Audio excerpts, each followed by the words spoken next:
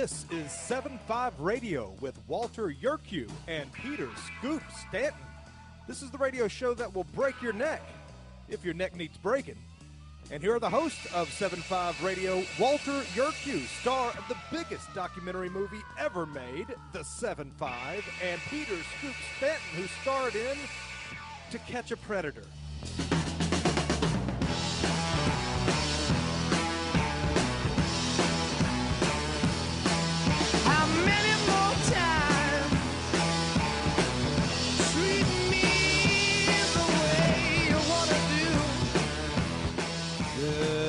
Good afternoon, good evening, one and all. This is Peter Scoop Stanton with Walter Yurkiw and Mike Breakbrant on 7.5 Radio. Check us out, 75radio.org. The number 75radio.org. First off, we want to say hello to all of our special listeners, starting with Little Billy Keebler and the men and alleged women of the Onondagas, New York Fire Department, also known as the Solo Savers.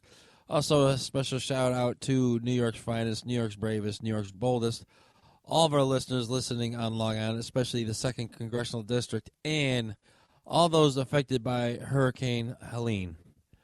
Walter, how are we doing tonight, my friend?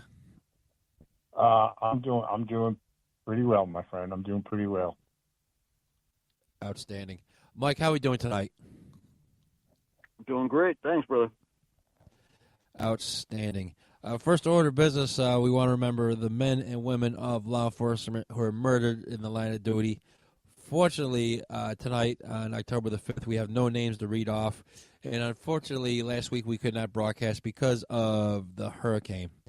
So our first story tonight is going to be the aftermath of this hurricane. Let's start off with the money that the U.S. sends for aid to people. U.S. aid to Ukraine. So far, we're at $61 billion and counting. U.S. aid to Israel in 2024 alone, $8.7 billion. U.S. aid to illegal aliens, $1.4 billion. U.S. aid to Ethiopia, $2 billion. U.S. funding to laboratories in Wuhan, China, $2 million. And U.S. FEMA payments to Hurricane Helene victims, $4 million. Now, the current U.S. FEMA funds for the remainder of the 2024 hurricane season, according to Homeland Security Secretary Mayorkas, it's not enough. Folks, this is the exact same government that told active duty members of the military to file for food stamps because of inflation, their base pay and food allowance won't cover the cost of feeding their families. So far, we learned, especially tonight on the Political Cesspool, folks, after you hear us, go to listen to the archives to the Political Cesspool. James Edwards did an outstanding job of bringing on people of what's really going on down in the South. First of all, there's no FEMA anywhere. Second of all, the U.S. military have been deployed. Let me say that again. The U.S. military has been deployed, but they've been deployed overseas. They're going to Kuwait. They're going to Poland. They're going somewhere else. Nobody's going to the southeastern United States. And then the media. Remember 19 years ago with Hurricane Katrina in New Orleans? It was all Katrina all the time. Today we get Israel. Donald Trump's bad. Kamala Harris is good. Over and over and over again. Before tonight's broadcast, while I was listening to the Political Cesspool, I was watching Fox News, and they're talking about Israel. I mean, is Israel the 51st state or what? Anyways, Mike, I want to bring it to you first, and then Walter, he has a personal story about disaster relief. Mike, what say you about this mess? It's disgusting. It's absolutely disgusting. You have people dying. You know, I said it on social media, and I'll repeat it here. Every bureaucrat and politician who had any part to play in this lack of response from FEMA and this money being squandered and in actually threatening to arrest people who were trying to get in there and actually help, should be charged with manslaughter for every death that happens. They really should be charged with manslaughter because it's absolutely sick. It's sick. They're not only not doing anything, but they're blocking those who are literally trying to get in there and help people. To me, this is the worst possible path you could take in something like this. And you have Kamala Harris posting on social media about what's going on in Lebanon with Israel. Who gives a shit? There's people dying in the southeast right now because your failure to respond. This is sick. I mean, they blasted Bush for Katrina, but yet nothing on this, regime's, ineptitude and bumbling attempt to try and do nothing. It's disgusting. It's absolutely sick. Right. Another thing, you had Secretary of Transportation Pete Buttigieg come out and say, no private drones over the affected areas. But unfortunately for the American people, the American public, he had to withdraw that kind of annotation or that rule or whatever. He just pulled out of his very open backside. What say you about this disaster relief in the southeast United States? Well, according to our commander-in-chief, they're getting what they need, and everybody's happy across the board. So, we just have, some more BS that comes out of the White House. It's unbelievable what politicians will say. I mean, there's a camera on every street corner.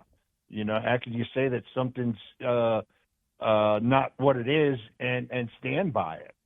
But, as you said earlier, just a few minutes ago, I have a personal story in a flood. I was living in a small town called Arcade, New York, just about 100 miles south of Buffalo in the late 90s. In the summer of 98, it started to rain. Okay, you could hear it was heavy rain, and nothing new.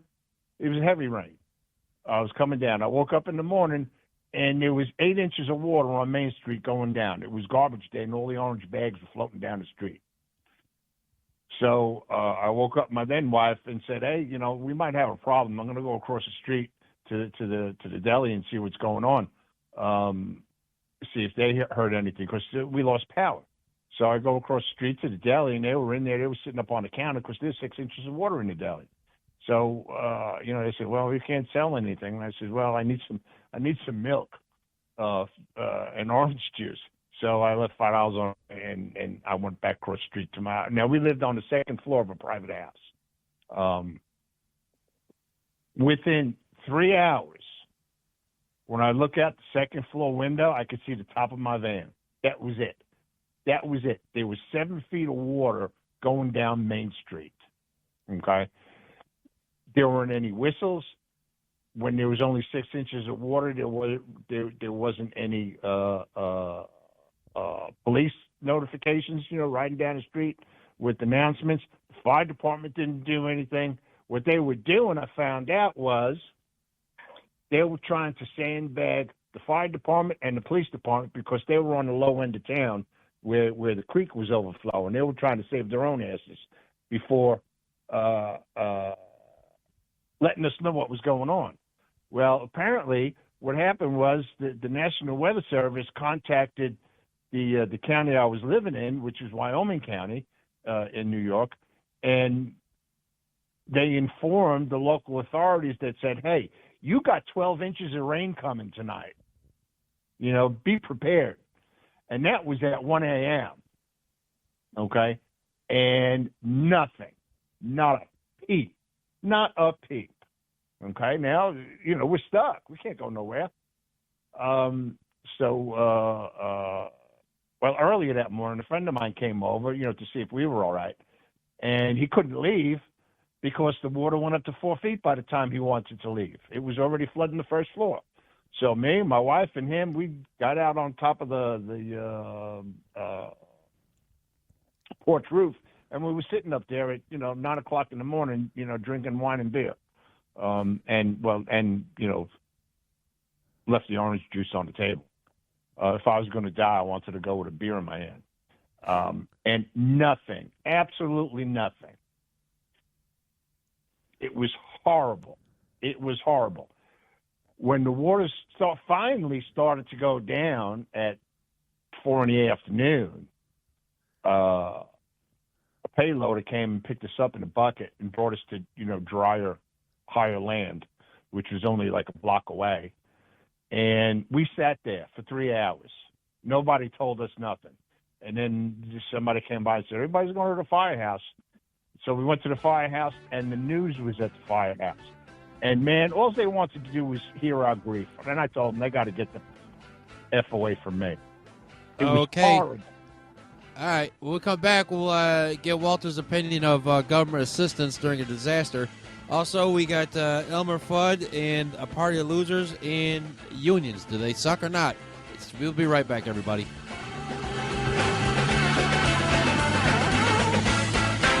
As you are aware, America is divided over every fault line possible. This is intentionally fostered by those who do not love God, family, or country. We believe a peaceful future as a free people absolutely depends on civility. Clarion Call for Civility is looking for funding and volunteers at every level to make our hopes and efforts a reality. Please donate, sign our pledge, and help us in our sacred cause. Please visit callforcivility.com for more details. Callforcivility.com.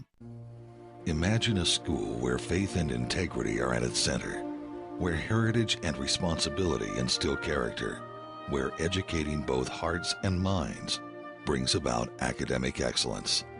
There is a school in American Fork where character and embracing the providence of a living God are fundamental, where students' national test scores average near the 90th percentile. Based on LDS principles and a love of country, now in our 39th year, American Heritage School is accepting fall enrollment for kindergarten through high school. What would you do for your child? Give them an education that will prepare them for life. Located east of the Temple in American Fork, American Heritage School is a remarkable and affordable alternative. Visit us, find us online, or in the Yellow Pages. American Heritage School in American Fork.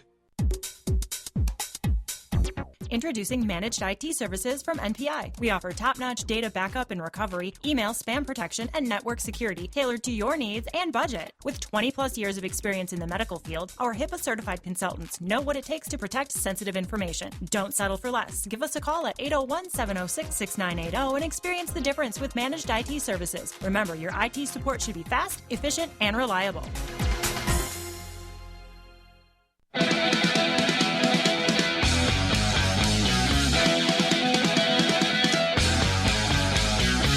You're back, and Scoop is just getting done staring at Danila's Instagram account. Here's more 7.5 Radio. And we are back. Scoop Stanton with Walter Yurkiw and Mike Rigbrandt talking about the disaster that is the disaster relief for the people of Southeast U.S. victims of Hurricane Helene. Go ahead, rest of your story. You went to the firehouse, the media's there. Yeah, you want to get your sob we went story? To the firehouse. Yeah, we went to the firehouse, and the news was there. And all they wanted to do was, what was going through your mind? Did you have a recollection of when it happened and when it started? And you know me. Number one, I don't like the news people, especially when they come and you're hurting, because we had no place to go. We couldn't go back to the house. The local police department said if you go back to your residence, you're going to be arrested and all that ridiculousness, which is, uncalled for. But that's what you get. Now, I'm not saying every government entity would be a failure in such a situation as this or as what's going on with our entire government in the White House on the East Coast and the Southeast. But a few days later, FEMA was there. Not FEMA. The Red Cross was there. FEMA never showed up. We had to listen to some bureaucrat from Albany talk about, what your losses were. Thankfully, we didn't lose nothing but our vehicles, okay? We were on the second floor. But you had people living on the first floor. You had people with houses, stuff in their basements. We had small businesses. There were bars, auto parts stores, movie theater, drugstore, you name it, the deli across the street. They lost everything. Had they been warned when the National Weather Service called and said, you're about to get 12 inches of rain at 1 a.m., had they been warned, you know how fast people can move when they got to get out of an apartment or a house. You know, they just find pickup trucks and they start loading up and they get everything the hell out of there. Everybody, all those people, they lost everything. So you got this knucklehead from Albany saying that they're going to give them long-term, low-interest loans. Most everybody got up and walked out. It was horrible. It was horrible. By the time we moved, that was in June of '98. By the time I moved to Tennessee in October, the businesses were up and running without help from the local people. And asked a couple of the cops, because I worked I had to go to the courthouse almost every day when I worked with the domestic violence program as a counselor. And I seen, one of the cops says, why didn't they warn anybody? And one cop says, listen, he didn't get a phone call till 4 a.m. Whoever got that call at 1 o'clock never told anybody. Apparently, he just rolled over and went back to sleep. And at 4 a.m., when they woke up, they was trying to save the police station. I said, what's up with that? I said, what about the rest of the people that were in there? Man, nobody had anything to say as far as local authorities. So, I feel for those people feeling neglected. I mean, like I said, I didn't lose much, but I helped all my neighbors, squeegeeing out 4 inches of mud out of their, first floor houses and stuff. It was just horrible. There were dogs. People go to work, and some people keep their dogs in the crate during the day. We had dogs that died, that drowned. It was just horrible, horrible, and we didn't get any warning at all. We all woke up to it. It wasn't like it came in 10 minutes like a hurricane roars in, or not a hurricane, a tornado roars in. It was just horrible.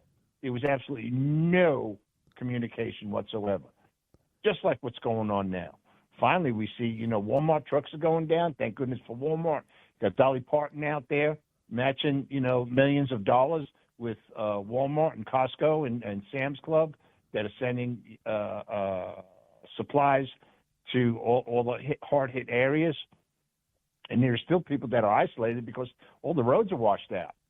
They had mule packs. Did you see the mule packs bringing ice and food to people, across the bridge? Because everything is washed out.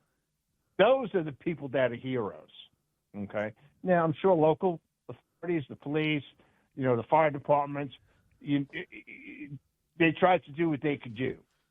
But without help or preparation or money from our government, it just looks like that those areas are going to be, lost. And then you want to think of Maui, and you've seen or heard that, you got Oprah buying up land over there in Maui where everything went on fire.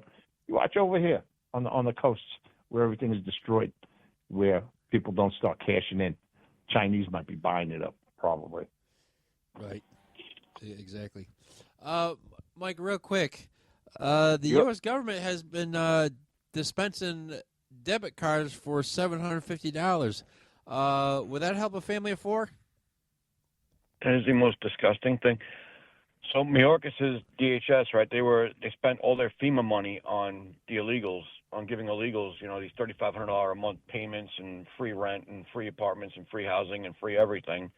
Meanwhile, you have American taxpayers who are dying, quite literally dying and completely destroyed, and they get a $700 debit card. That is the most disgusting slap in the face you could. That is unbelievable to me. Unbelievable to me.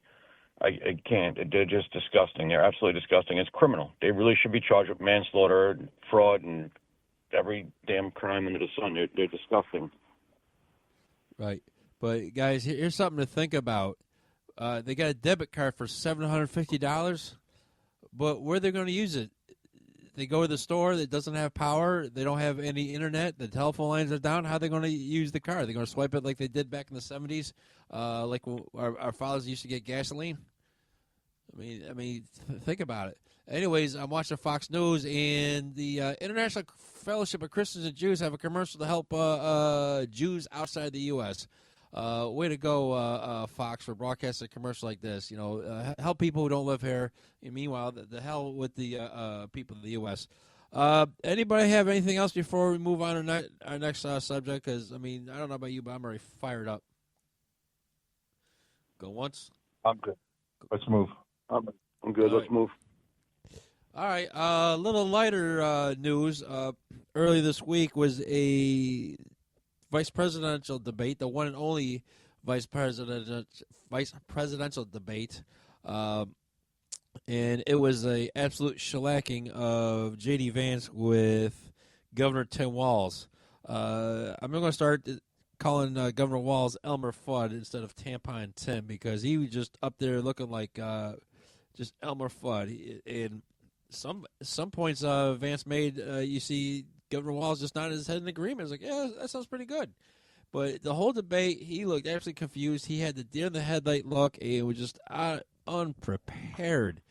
Meanwhile, the media said, well, he was over-prepared. He didn't have a chance to get out his prepared statement or whatever. I mean, shut the front door. So at first I was like kind of reluctant. I was like, why would Trump pick J.D. Vance? I mean, he probably could have picked somebody else as his running mate. But watching this debate, I can say, oh, that's why he got him on the ticket. Walt, what say you about this debate between J.D. Vance and Elmer Fudd? Oh, I think it was a complete shutout. Just like Kamala, the guy couldn't even answer the first question, and didn't answer the first question. Like you and I, we talked about. The guy Walz had an itinerary. He had statements memorized. Okay, it's like you got a cheat sheet when you're taking a test. You know what the questions are going to be, all right, and you write the answers down. Like on your arm or your hand or something. But then they mix up the questions, and it doesn't correspond with the answers that you got in your order, and you don't know what to do. You don't know what to say. You answer everything wrong, and that's what he did. Being, living in the country, in the mountains like I do, I see deer on the road all the time, and, in the headlights at night. And that's what this guy had the whole night. He was scared to death. He was trying to look like he was shocked or surprised at what Vance was saying and how he was responding, or dismayed that Vance isn't saying the correct thing, and he's trying to do these facial body language with his face. And the guy was he was so outclassed, it was embarrassing. It had to be embarrassing. But Mr. Vance, he held his own. He had, he didn't have heavy eyeliner on this time, but he did very well. He did so well that he shut the moderators down when that witch tried to fact check him about, Haitian citizenship status up there in Springfield. And boy, did he give it to her. And then they cut his mic off, after he got his point across. So it was a shutout. Right. Mike, what say you about the debate? Well, spot on. Vance was polished. He was professional. He was calm and reasonable. He was respectful. He humanized everybody. He kept using their first names and humanizing himself, so they couldn't really go at it the way they wanted to. When they tried to fact-check him, he came back with calm, clear, deliberate answers and exposed the complete nonsense they were saying. And Waltz just looked like a hot mess. I mean, he was nervous. He was, fumbling over his words. He wouldn't answer a question directly. His body language was awful. It was a complete shellacking. You're absolutely right. Well, and he called himself a knucklehead. He calls himself a knucklehead. Yeah. Is that what you? Is that what we want? He says, "Well, sometimes I'm a knucklehead." I don't want him to, become president and have his finger on a button when he's a knucklehead. Exactly. Right, stay tuned, everybody. We'll be right back.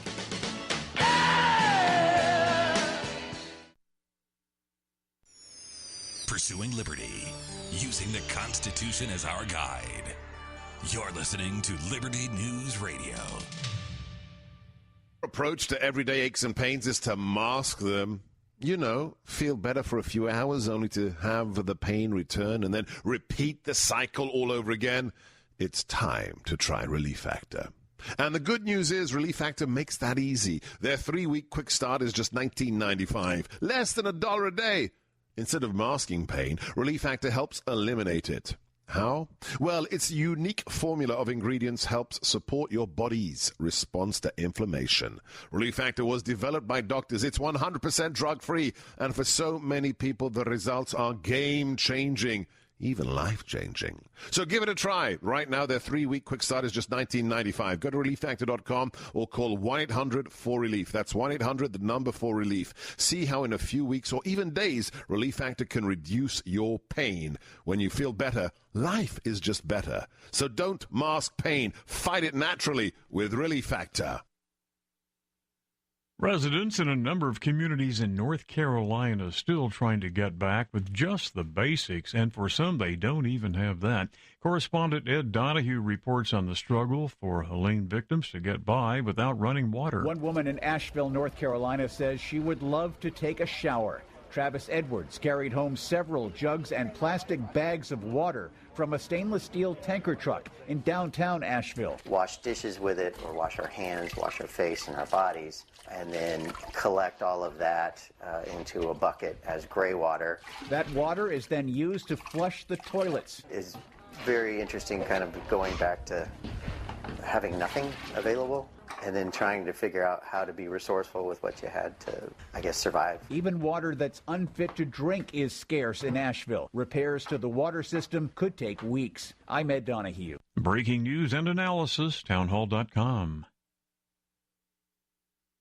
2 senators calling on the Justice Department to take tougher action against Boeing for safety issues they say impacted its aircraft. In a letter, Democratic Senators Elizabeth Warren of Massachusetts and Richard Blumenthal of Connecticut urged the department to, quote, hold criminally accountable executives who disregarded passenger safety in violation of federal law.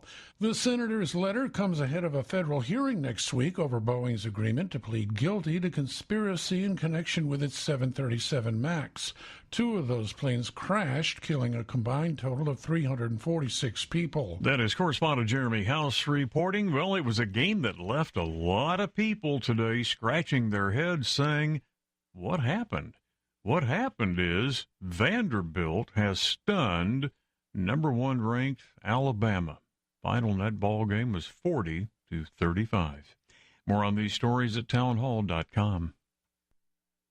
Attention collectors and savvy investors. We are excited to announce a momentous evolution in our journey. Introducing Free Water Coin Company, formerly known as Rust Coin and Gift. This rebranding takes us back to the very roots of where it all began, Free Water, Oregon. It's a tribute to the legacy of Al Rust and a celebration of 3 generations of dedication and excellence in the world of coins and precious gifts. Al, Brian, and Jake Rust, standing strong through 64 years of service. Discover a world of exceptional service at Free Water Coin Company, your premier destination for genuine, honest money and precious gifts. Under Brian's expert guidance, Free Water Coin Company, building on the legacy of Rust Coin and Gift, continues its tradition of trust and excellence. Visit us at our Provo, Utah location. Explore our treasures online at rustgoldandsilver.com or call us at 801-377-1574. Free Water Coin Company, where your future is built one honest coin at a time. Introducing PrepStartsNow.com, your ultimate guide to readiness and peace of mind. We offer practical preparedness tools, training, and education to take your family's household readiness to the next level. Browse the prep shop for essential products, check out our planning guides, and stay informed with our prep blog. Visit PrepStartsNow.com and subscribe to our emails for exclusive offers, new products, and future events. Remember, preparedness begins with PrepStartsNow.com. Former Sheriff Richard Mack recounts in his book The Proper Role of Law Enforcement, how he came to realize while working as a beat cop how wrong the all-too-common orientation of police officers is when they think of their job as being to write tickets and arrest people. Richard Mack tells of his personal transformation from by-the-number cop to Constitution-conscious defender of citizen safety and freedoms. Learn what it really means to serve and protect. Purchase your copy at CSPOA.org. That's CSPOA.org.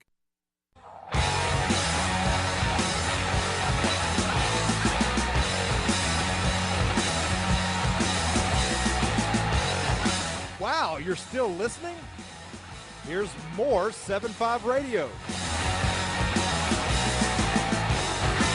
And we are back. Peter Scoop staying with Walter Yurkiw and Mike Rigbrandt. We went from the vice presidential debate where J.D. Vance absolutely eviscerated Governor Tim Walz. Next, I want to talk about how the Republican Party is nothing but a bunch of losers. The Republicans complain all day about the Democrats. The Democrats win elections time and time and time again. The last Republican chairwoman, Ronna McDonald, did a great job. The Republicans lost in 2018, 2019, 2020, 2021, 2022, 2023. And yours truly left the GOP in 2007 when John McCain called for amnesty for illegal aliens. And look how great it worked. Anyways, also you have victims of the GOP gangsters, including our own Mike Rigbrandt, Shannon Stevens, and even Andrew Giuliani. The Republican Party would rather go after their own people than the people destroying the country. Now, this is a presidential year. I happen to live in the Commonwealth of Virginia. Joe Biden allegedly won Virginia by 451,000 votes 4 years ago. 3 years ago, Virginia elected a Republican governor, lieutenant governor, and attorney general because the candidate for governor, Glenn Youngkin, voiced his opinion that parents have a right to decide how to teach their children. But this year, we have 1/3 of all Senate candidates, including the senator one of the senators from Virginia, Tim Kaine, running for office again, and all the House seats are up for grabs.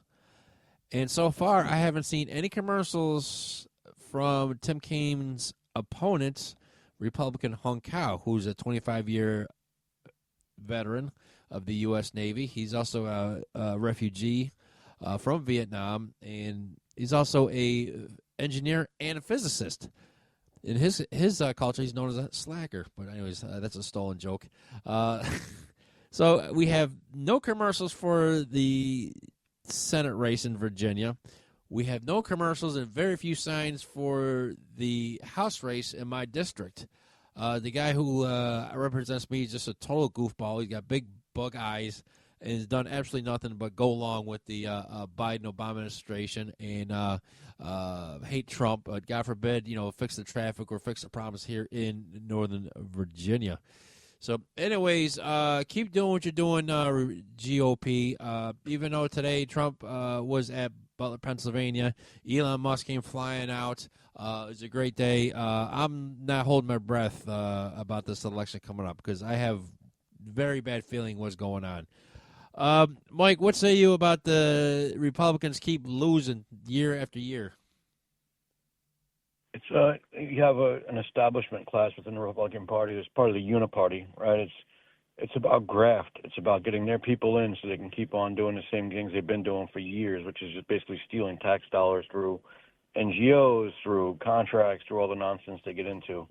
That's all it is they don't want anybody breaking up their little cabal so that they can keep on stealing from everybody else. So when you have a candidate who comes in who's actually going to be a reformer, who's somebody who's actually going to go in and make those kinds of changes that actually make sense, they can't have that. So they use lawfare against you. They sue you. They try and smear you. They do everything possible to try and get you out of that race. They just did it to Shannon Stevens. He said just here in year two, right? They sued her off the ballot. And it was completely erroneous decisions by the courts. But this is what they do. I'm hoping that with Lara Trump and everybody in charge of the RNC now, we'll see kind of that change kind of filter down to the local parties and actually things start to move in the direction they should be moving in. But, I'm not hopeful right now because, again, it's local parties and they try to control everything. So, But why would they try to control everything? I mean, it's Shannon was running in a primary against that loser for the second district. Why would they control everything? Yeah. But why wouldn't they have an open primary? What are they trying to impersonate Democrats? Pretty much. It's uniparty. It's about the graft. It's about the stealing, about the money. It all comes back to the money. The money's being filtered down through, these different parties and these different people that are tied to the parties. The jobs, people in the towns, their jobs are tied to the party. people, who have their businesses tied to the party, and they all make money based upon having their particular candidate in there. So the party bosses make sure those candidates stay in, and nobody else challenges them. So what? It's all about the money. So what? So say I'm a congressman from my district in the GOP. Well, I got to kick money up to the bosses like organized crime.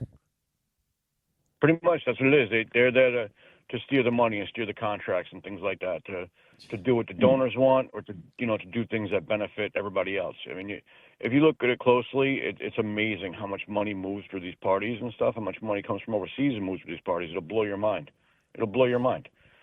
How much money, billions of dollars moving through, and it's all being filtered through these parties, through different NGOs, through lobbying groups, through all kinds of different things. But it's all graft. It's just graft. That's all it is. It's all corruption.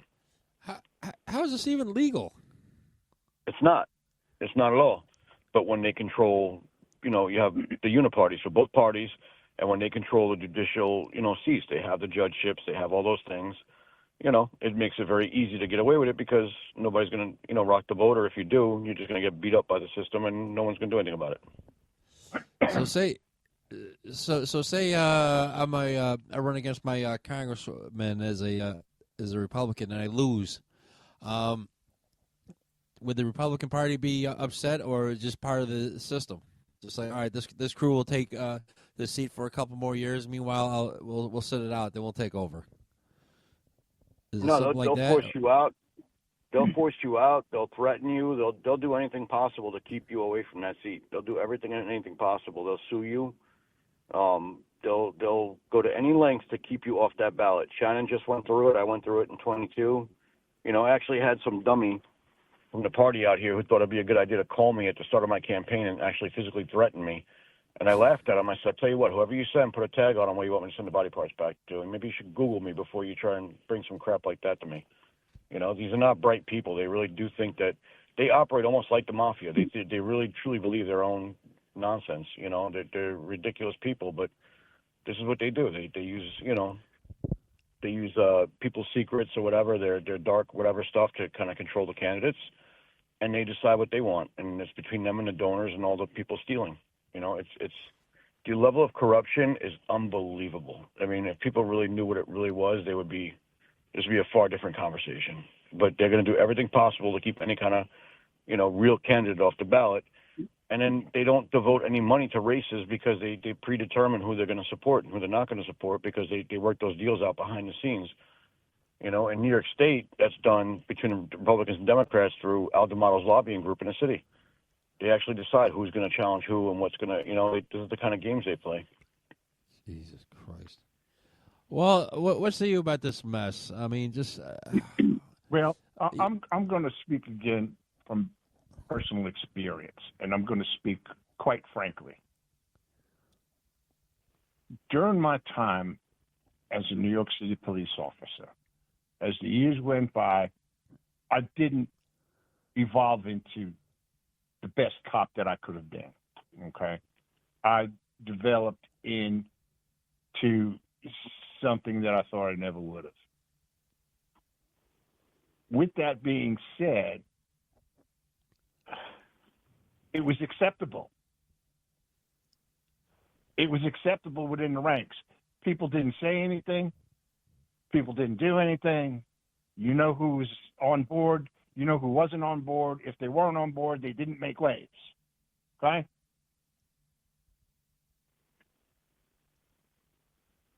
Jump 15 years into the future. Well, 10 years into the future. Well, 15 years into the future. I'm back on the street. I'm back in the workforce. And I made sure I did everything correctly. Okay? Made sure I didn't make big deals out of little stuff that went by. But when I saw deliberate things being done that were absolutely wrong, I took a stand. And with that stand, within 2 years, I was ostracized and then I was fired because I took a stand. Okay, now my story is out there. I can't say a lot about it because I brought a case against this entity, and I can't give the outcome. But all I can say is that I'm very happy now that I did what I did. I stood by my guns, and I got the right people behind me to believe in me. Okay, now you look at Washington. What Mike just said is what millions of Americans go through all the time. They let things go, and then when they stop letting things go, they get ostracized. And that's what's happening to Mr. Trump. He's being ostracized over and over. All right, we'll come back. We'll talk about the longshoreman strike. Stay tuned, everybody.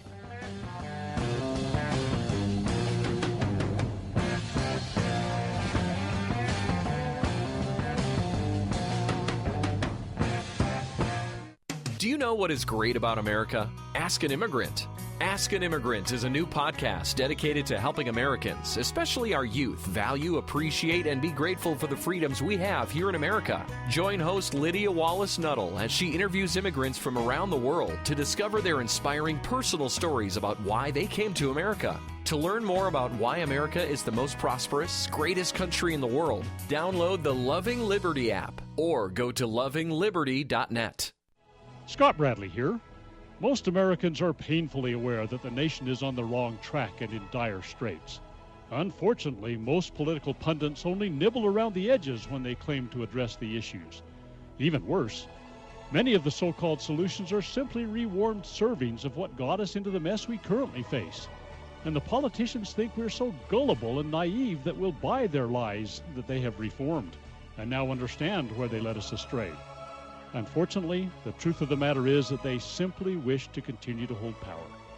The solution to America's challenges is found in returning to the timeless principles found in the United States Constitution. My book and lecture series will reawaken in Americans an understanding and love of the principles which made this nation the freest, most prosperous, happiest, and most respected nation on earth. Visit topreservethenation.com and order my book and lectures to begin the restoration of this great nation. In the medical field, IT security is crucial. Our highly skilled consultants are HIPAA certified and have 20-plus years of experience servicing medical clinics, billing, and supply companies. We offer comprehensive endpoint protection, guarding your computers and servers against all stages of threats. And with our 24/7 monitoring services, you'll never worry about extensive downtime again. Ready to level up your IT support? Call 801-706-6980 today and discover how great IT services can be with managed IT services.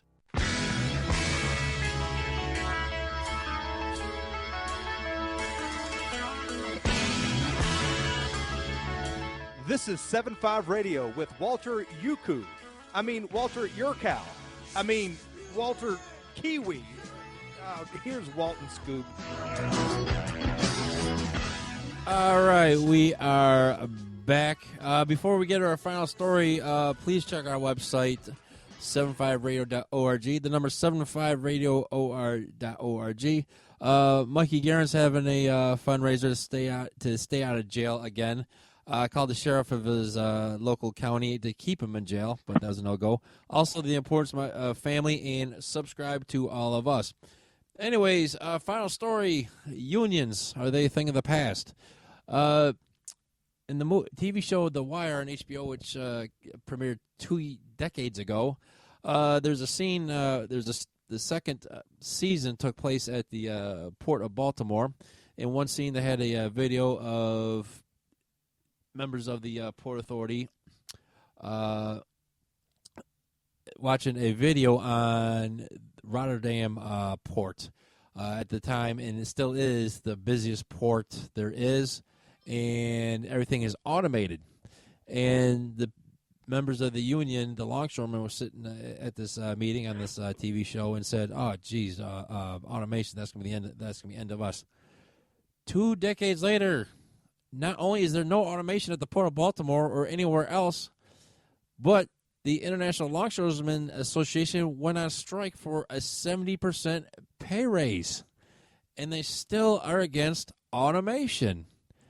You literally can't make this up. If you go on our website, you see the clip, and these guys, these fictional characters, were bitching about automation and the end of their jobs. And now, 2 decades later, it's like, fiction comes to life. and it's absolutely ridiculous. And then the International Longshoremen Association, Harold Daggett, is a character we would see on The Sopranos of Wire, but we'll talk about him later. But he is the ILA president. He has earns a salary of almost $1 million per year. Daggett also complained that Easy Pass took away union jobs from toll booth clerks, and self-checkout lines at the supermarket took away United Food commercial worker jobs. Yet this idiot drives a Bentley. Bentleys are made in the United Kingdom, not by American auto workers. A couple questions for this chowderhead. Should we get rid of garage door openers for his 5-car garage in New Jersey? Should we get rid of smartphones as we don't have any more telephone operators? Those communication worker association jobs went away.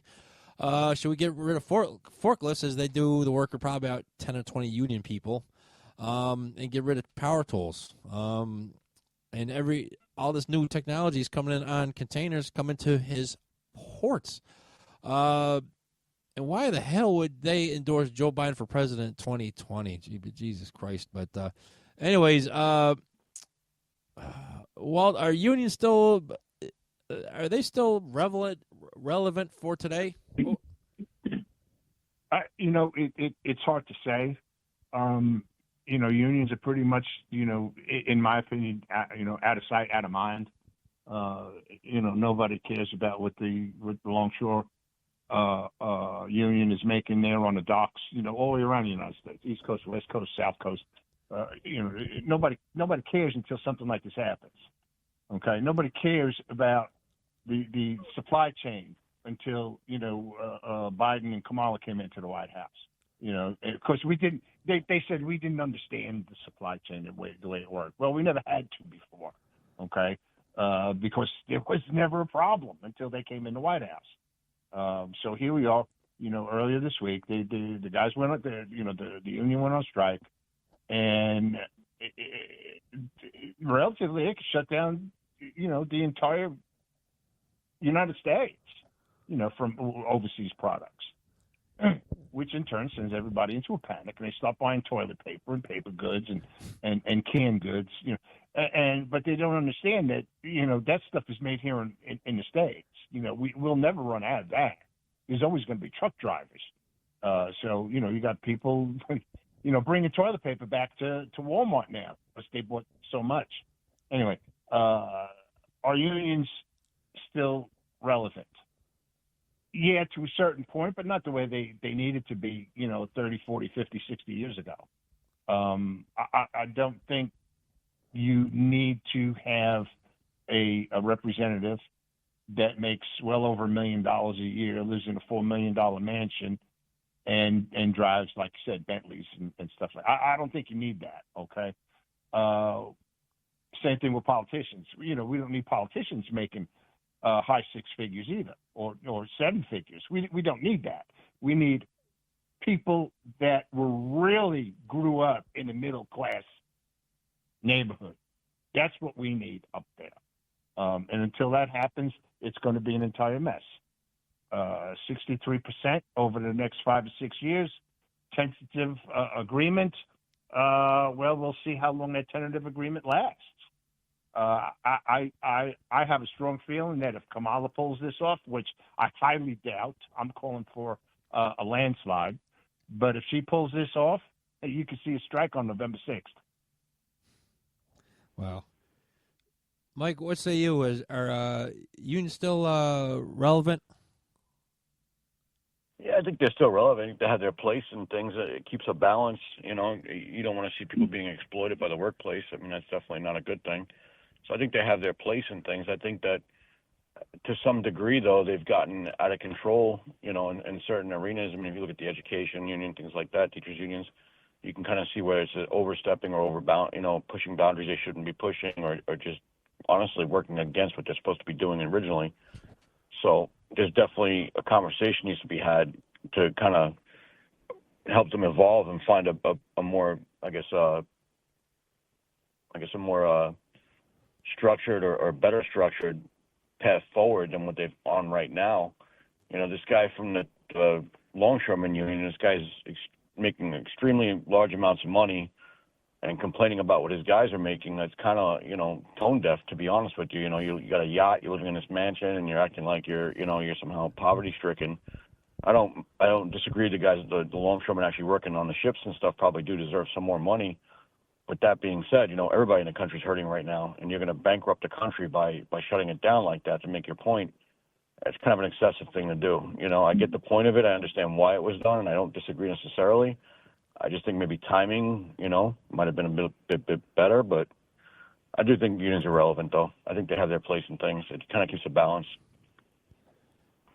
All right, because the reason I ask is that I belong to a labor union. I mean, they gave up the pensions. They agreed to give up retirement from give up medical coverage for retirees.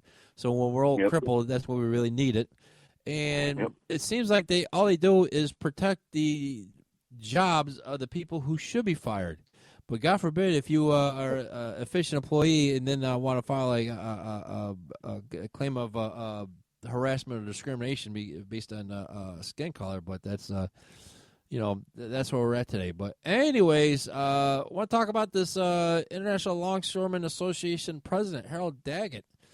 I was watching him on camera talking about he's going to cripple the economy, whatever. And I said, this guy is a Walter Yurkiw wannabe. Both men have tattoos. Both men are phylically challenged. Both men wear jewelry. And both men talk tough. But here's the major difference. Walter doesn't walk around as a mature gentleman wearing a Mr. T starter set. Yeah, he'll have a couple of bracelets and a watch, but that's about it. And if you look at pictures of real gangsters, and even the ones on TV in the movies, these guys don't walk around all blinged out. Anyways, another difference is that Daggett walks around and wants to tell everyone who he is. He's a big shot and what he'll do to you. Walter doesn't do that. He goes about his business incognito. He keeps to himself. He doesn't go around telling people he's Walter Yurkiw. I go around telling people I do know Walter Yurkiw. And unfortunately, I know Mike Rakebrand, but that's a different story. But anyways, Walter will only break your neck if your neck needs breaking. So, Harold Daggett, you want to be Walter Yurkiw. You're not Walter Yurkiw. And anyways, we have the real Walter Yurkiw. Mike, what do you think about this Walter Yurkiw wannabe? I think the guy's a phony, and I think union members need to pay more attention to who's in their leadership, the same way we do with our politicians. And as for Walt, listen, there's only one Walter Yurkiw, and he's a legitimate tough guy, like a legitimate tough guy. And there's not many in the world anymore, but he's a legitimate one. And this clown at the Longshoremen Union is nothing like Walter. He's nothing. He'll never even come close. He couldn't fill the shoes if he tried. There's nobody like Walt. Walt is a legitimate tough guy. This guy's a clown. Right. And one thing I noticed, dealing with the other tough guys in my various lines of work, is that the toughest ones are the ones that are quiet. Yeah, like Mike, I'd hate to be in a room with you when you're angry. Anyways, that's all we got. And also, by the way, check out Danila's Instagram account. That's Danila.fitnessmodel on Instagram. For Walter Yurkiw and Mike Rakebrand, this is Peter Scoop Stanton reminding you, you can make a difference. Go out and make it. See you next week, everybody.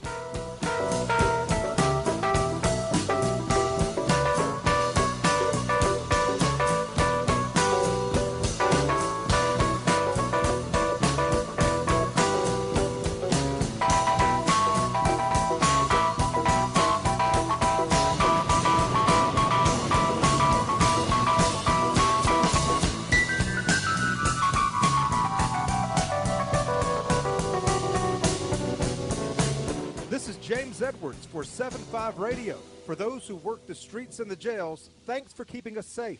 So long, everybody.